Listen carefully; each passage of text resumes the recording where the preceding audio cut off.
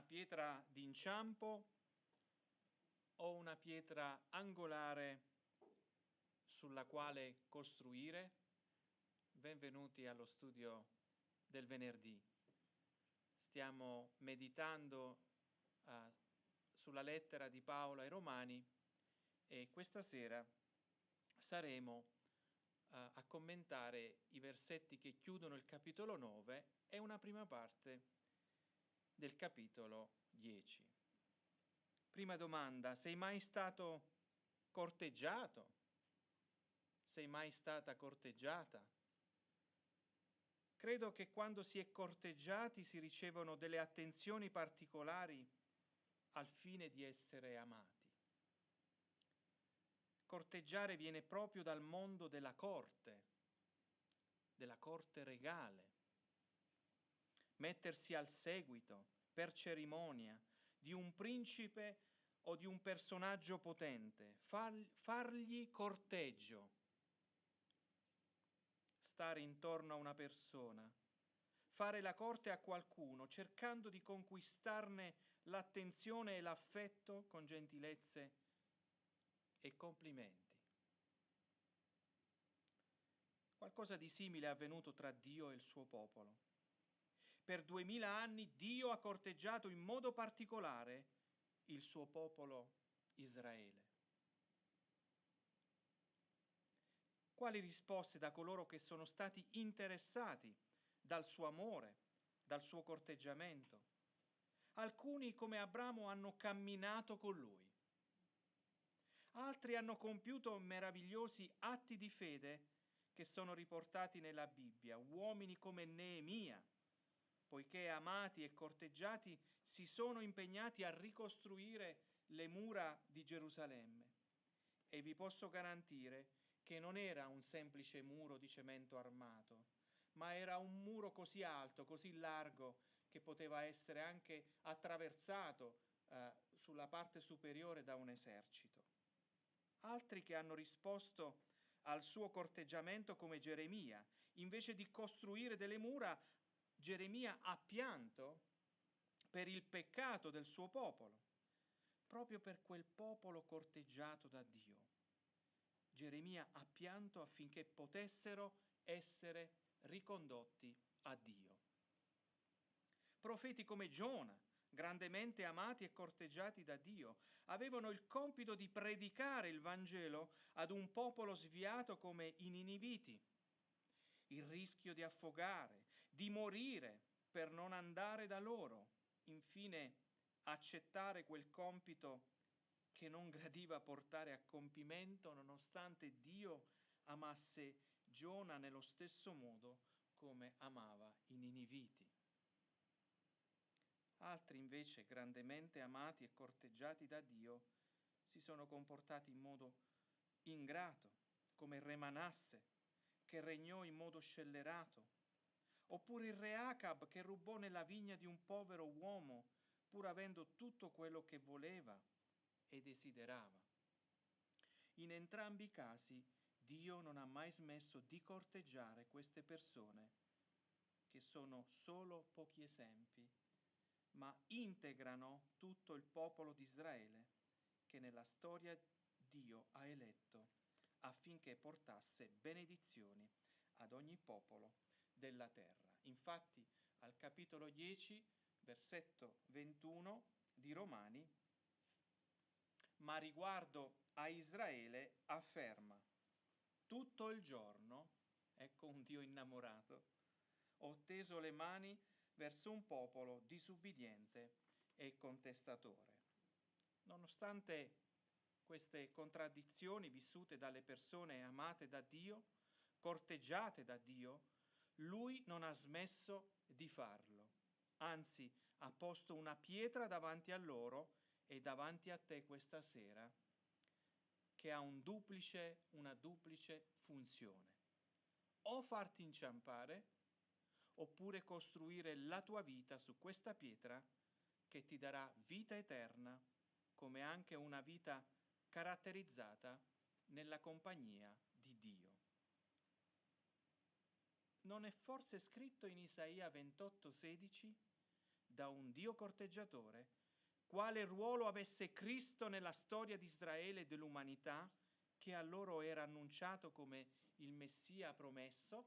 Perciò, dirà il profeta Isaia, così parla il Signore, Dio. Ecco, io ho posto come fondamento in Sion una pietra provata, una pietra angolare preziosa, un fondamento solido.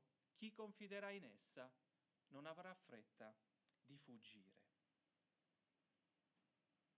Una pietra d'inciampo? Questa è la domanda questa sera che ripeterò più volte. O una roccia sulla quale costruire la propria esistenza, la propria vita? Hai fretta di fuggire, come dirà il profeta Isaia, assorbito dai rumori della nostra epoca che anestetizzano la ricerca e l'interesse per le vere questioni? Oppure vuoi confidare sulla pietra che non solo è stata provata, resa idonea ad esserci nella nostra umanità, anzi è anche una pietra preziosa, ma soprattutto una pietra angolare.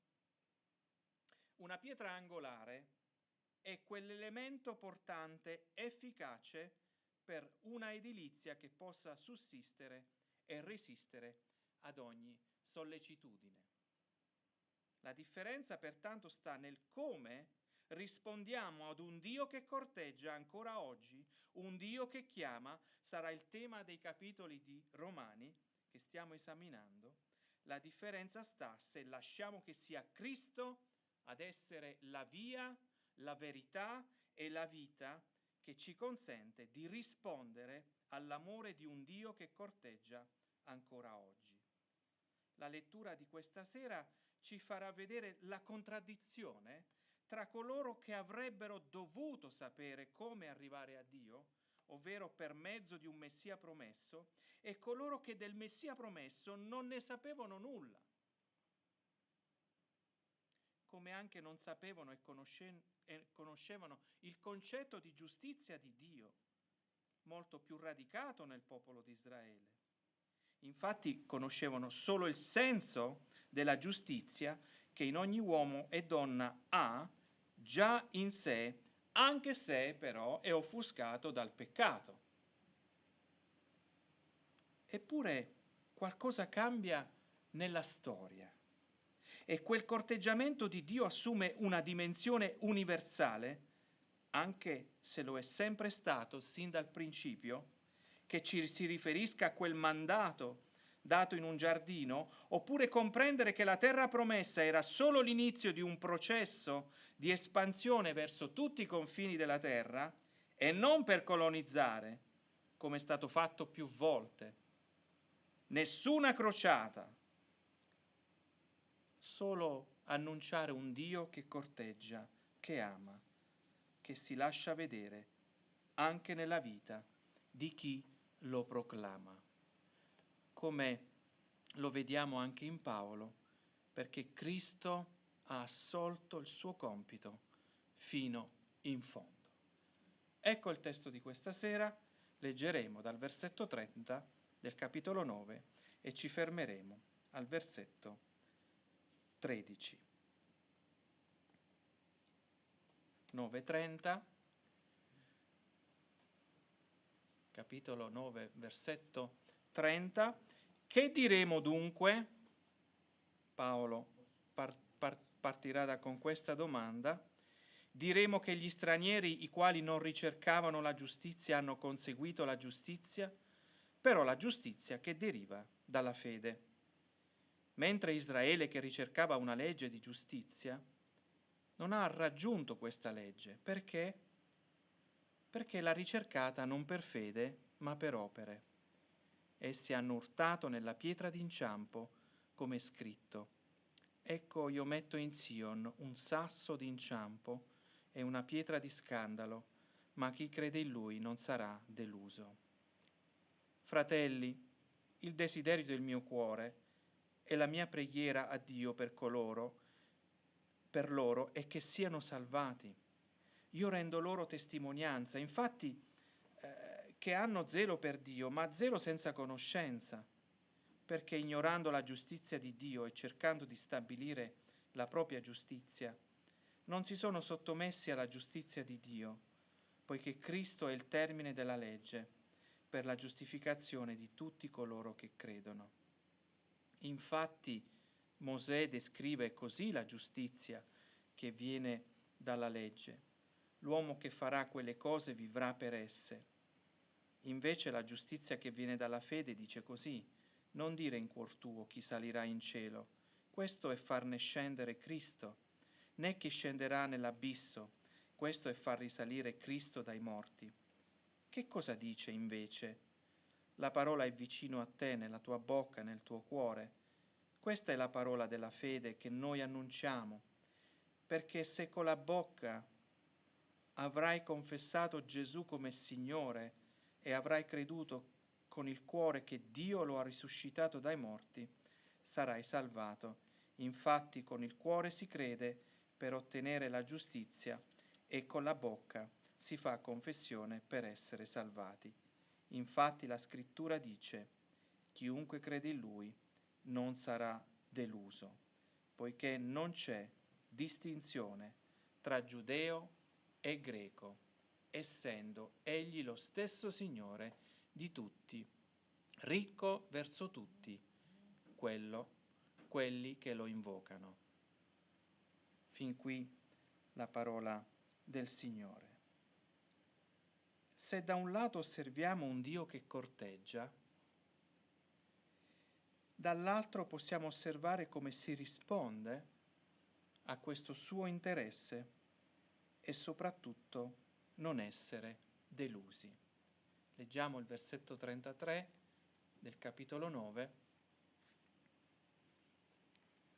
come è scritto: ecco, io metto in Sion un sasso d'inciampo e una pietra di scandalo, ma chi crede in Lui non sarà deluso. Sei mai stato deluso? Sei mai stata delusa? Credo di sì, perché la delusione fa parte anche di questa umanità. Significa trovarsi dinanzi ad una realtà diversa da quella sperata. Questa è la delusione. Caspita, non era quello che mi aspettavo.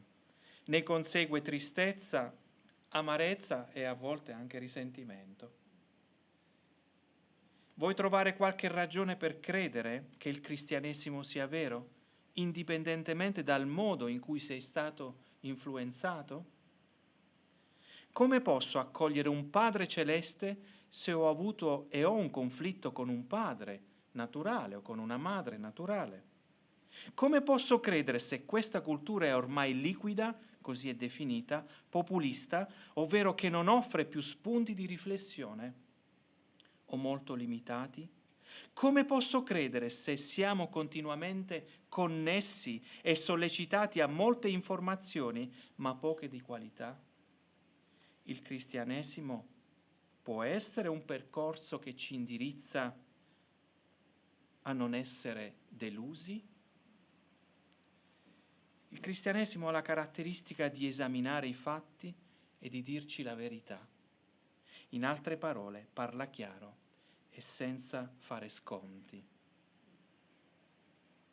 Oggi contano molto le opinioni, i gusti o quello che ci fa sentire meglio. Mi è capitato recentemente di scambiare 2 parole con un fruttivendolo, con un venditore di frutta al mercato, e lui mi ha detto: non sento più come una volta questa richiesta dai clienti, vorrei qualcosa di buono. Ultimamente sto sentendo vorrei qualcosa di bello. Ma come? Dal fruttivendolo tu vai a comprare qualcosa di bello? Beh, non sempre. Quello che è bello è anche buono. Io mi ricordo papà che era produttore di mele della Golden, quelle gialle che abbastanza conosciute, no?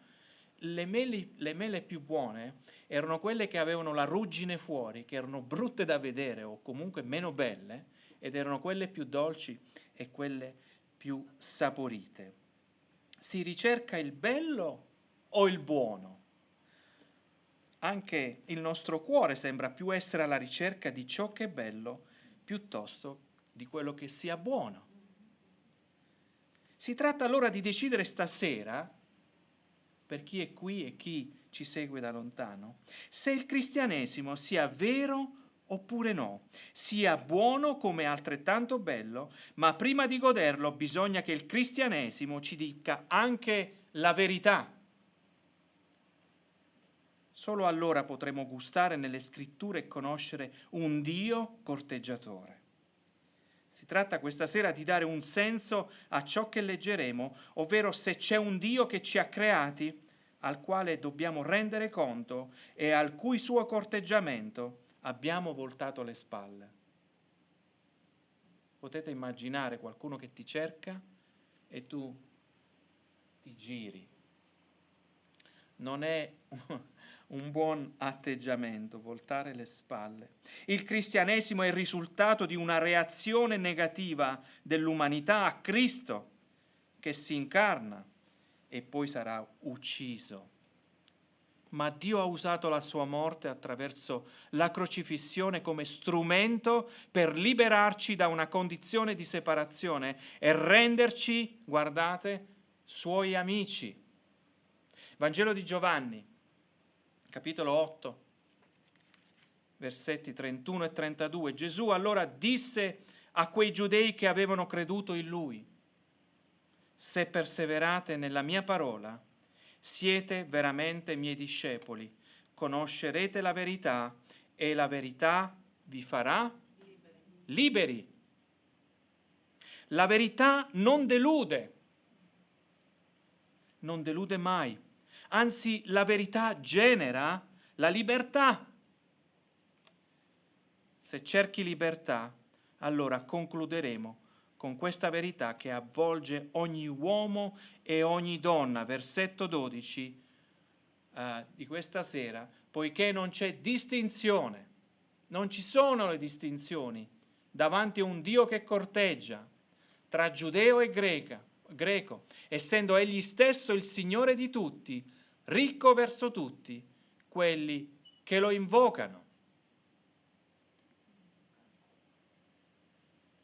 Egli è il Signore di tutti e anche di te.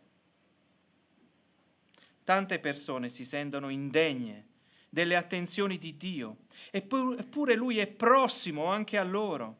Non c'è distinzione, Lui non fa distinzione. Quando inizi a corteggiarti ti dirà anche ciò che devi cambiare. È un terapeuta e medico, intercetta e cura e offre libertà. E adesso voglio farvi vedere lo stato d'animo dell'Apostolo di fronte a questo bisogno di mandare questa buona notizia a tutti. Versetto 1 del capitolo 10. Fratelli, il desiderio del mio cuore e la mia preghiera a Dio per loro è che siano salvati. Io rendo loro testimonianza, infatti, che hanno zelo per Dio, ma zelo senza conoscenza. Il primo principio è che chi conosce la buona notizia del Vangelo abbia anche un cuore per il Vangelo. Direi un cuore commosso per annunciarlo nel modo più appropriato, appassionato in ogni circostanza che gli venga concessa. Sia i desideri dell'Apostolo sia la preghiera hanno un solo focus: indirizzare alla salvezza. Il lavoro più difficile è rendere le persone consapevoli di un bisogno. Abbiamo tra le mani la verità di Dio, bisogna poi preoccuparsi di ciò che è intorno a noi, infine pregare. Fratelli, il desiderio del mio cuore è la mia preghiera a Dio. Wow! Forse questo è un test per ciascuno di noi che siamo abituati a frequentare i nostri incontri con una certa regolarità. Il test è il seguente: quali sono le nostre preoccupazioni? perché lì troveremo anche il nostro cuore. Paolo Apostolo ci lascia vedere le sue e quindi anche il suo cuore. Versetto 2: io rendo loro testimonianza, infatti hanno zelo per Dio, ma zelo senza conoscenza. Zelo senza conoscenza, facciamo un'operazione matematica. Zelo senza conoscenza uguale fanatismo. Zelo senza conoscenza uguale fanatismo. Pensate che sia facile parlare di Cristo a un religioso? Pensate alle tante difficoltà che Paolo ha incontrato nella predicazione rivolta ai giudei. Cristo non ha avuto le stesse difficoltà? Il religioso si preoccupa di fare delle cose. I giudei utilizzavano la legge per cercare di raggiungere la completa fedeltà a Dio in ogni cosa, invece quella legge serviva per far vedere altro. Far vedere la perfezione di Dio e l'inadeguatezza dell'uomo. Il religioso si preoccupa della parte esteriore, come apparire bello, ritornando a quel frutto, agli occhi degli uomini, ma Dio vuole il buono e non solo il bello, anche perché il bello lo ha creato Lui.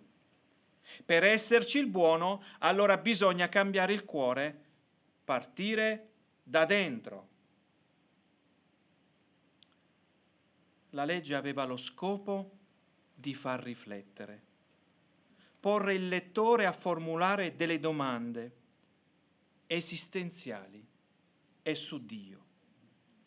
Una di queste potrebbe essere la seguente: ora che so che Dio è santo e io non lo sono, cosa posso fare? Ora che so che Dio è santo e io non lo sono, cosa posso fare?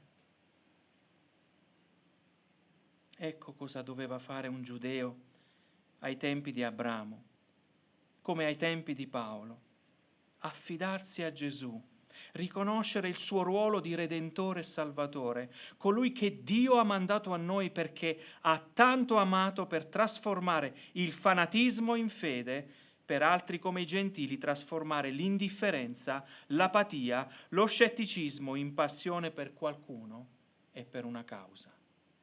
Quindi entrambi, sia il giudeo che il greco, che dovevano fare un passo in avanti, davanti a un Dio che corteggia.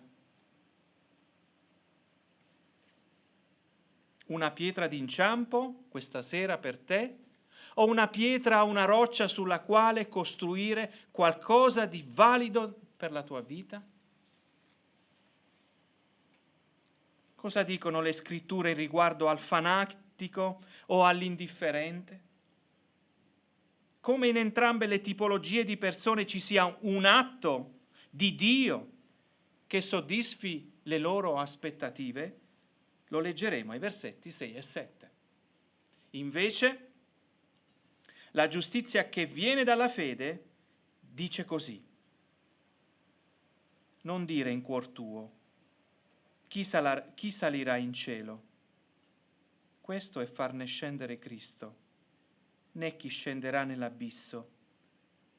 Questo è far risalire Cristo dai morti.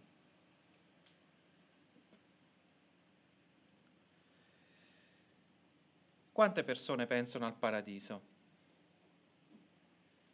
Ammesso che ci sia ancora qualche consapevolezza di qualche religioso, in un'era di scetticismo come quella che stiamo vivendo adesso, che le persone neanche si pongono la questione del paradiso.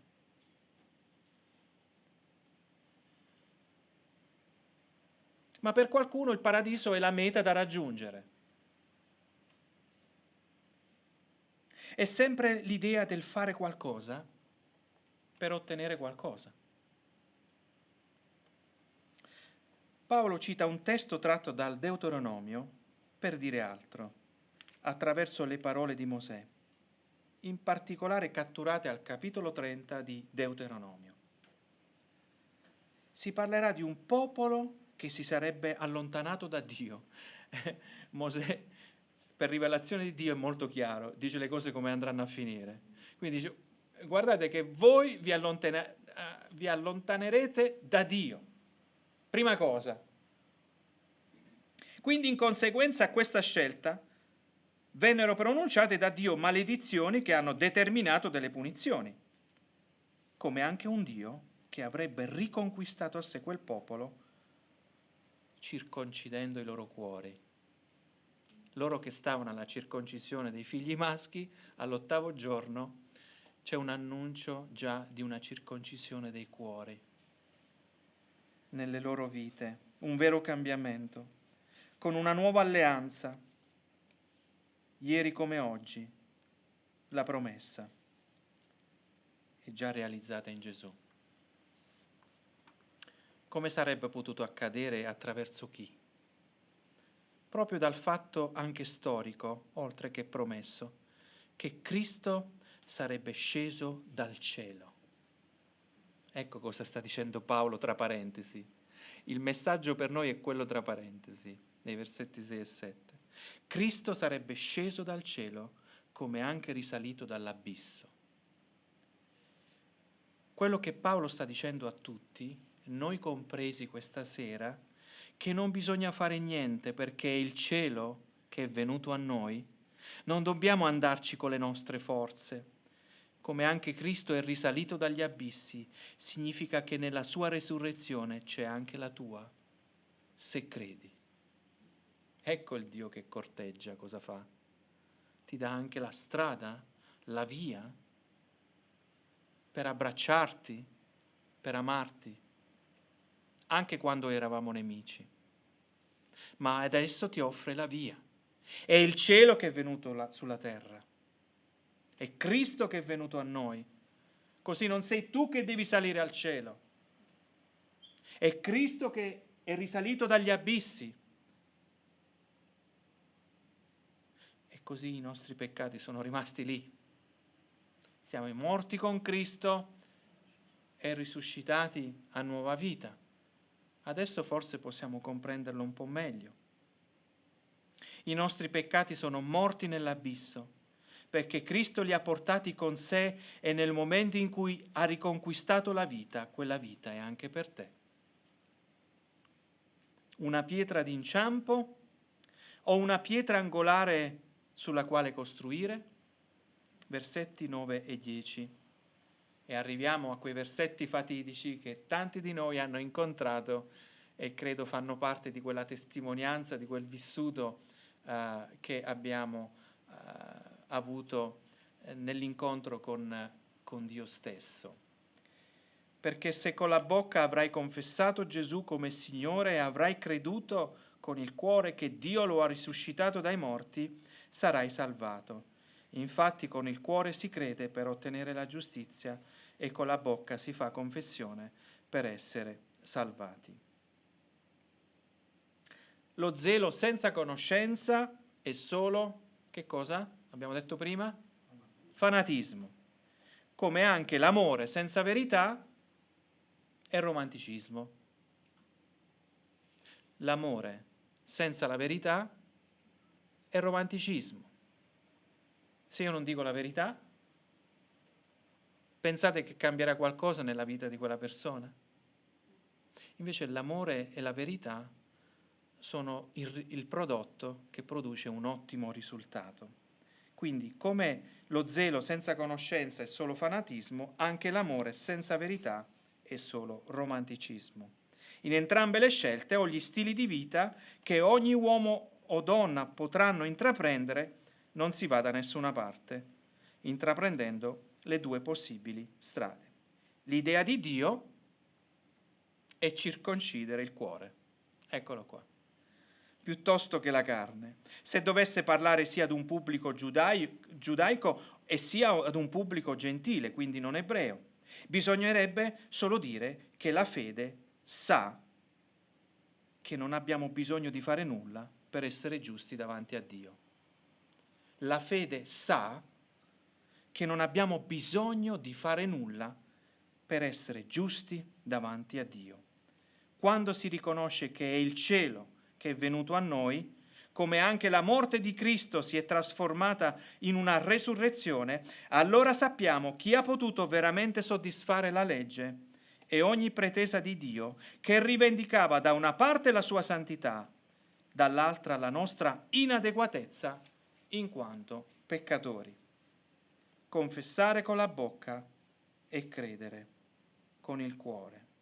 Ecco la nuova nascita. È tutta qui. Ecco la nuova nascita. È come dire, ecco, vi presento un bambino appena nato, dato che abbiamo una sorella che li vede nascere tutti i giorni. Ecco un bambino appena nato, spiritualmente parlando. Ecco la nuova nascita, ecco ciò che riunisce un giudeo piuttosto che un gentile. Ecco cosa veramente riunifica l'intera umanità se si riconosce nell'opera salvifica di Cristo. E il paradiso è sceso a noi e non dobbiamo fare nulla per guadagnarlo o per salire. La morte di Cristo era la nostra, è sceso Lui negli abissi al nostro posto, ma non è rimasto lì. Sarai salvato e salvata, non recitando a memoria questo versetto. Questo è fanatismo, ma se comprendi il suo significato, questo è fede. Vedete, si può leggere quel versetto senza capirne il senso, allora è qualcosa di che non arriva in profondità al cuore, ma se capiamo il significato, allora qui c'è la fede. La fede sa che non può fare nulla da solo se Dio non interviene e non pone il suo rimedio. La fede è ciò che dici con la bocca perché credi quello che dice anche il cuore. Quindi lo zelo senza conoscenza che avevano i giudei si trasforma in zelo più conoscenza e la conoscenza ci rende liberi di credere. Cristo adempie la legge per me e per te e tu vivi nella gratitudine perché Egli ha compiuto questa opera al posto nostro. Cristo è il Signore, infatti è scritto, se con la bocca avrai confessato Gesù come Signore, abbiamo letto prima, e avrai creduto con il cuore che Dio lo ha risuscitato dai morti, sarai salvato. Signore. Quello era il nome di Yahweh. Quello era il nome destinato a Yahweh. Pensate che parola forte per un ebreo. Ma come tu usi la parola per Gesù riferita? È lo stesso termine?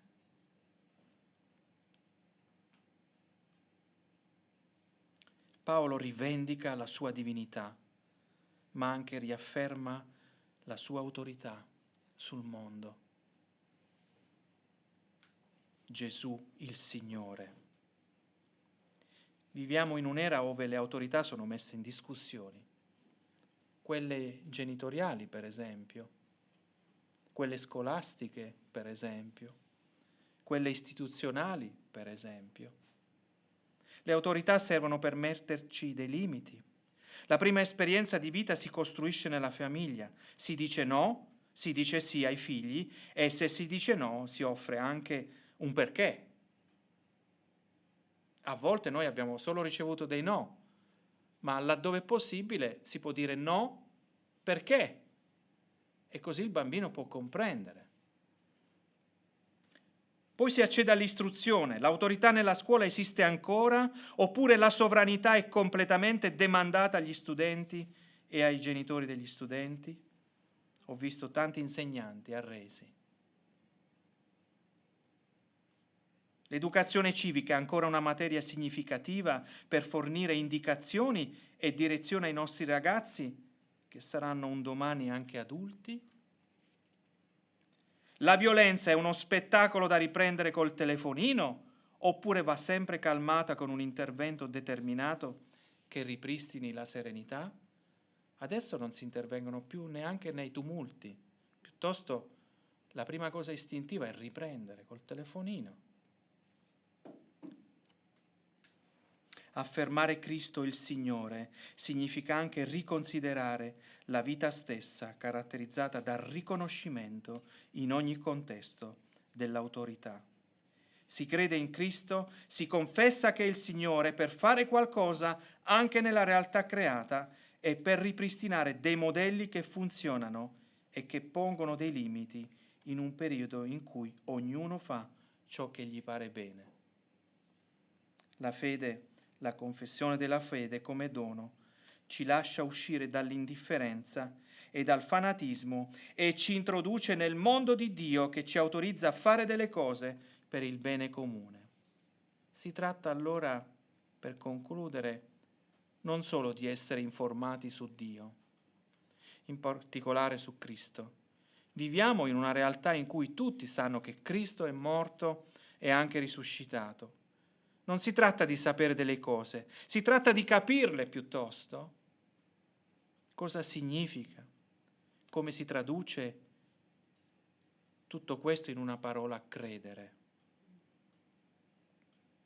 Confessare con la bocca e credere con il cuore sono le due facce della stessa medaglia che possiamo chiamare fede, mettendo insieme giustificazione e salvezza. È un'operazione unica, piuttosto è un'operazione connessa tra bocca e cuore. Quindi tutto il nostro essere è coinvolto nel riconoscere Cristo come colui che è sceso dal cielo, come colui che è risorto dall'abisso.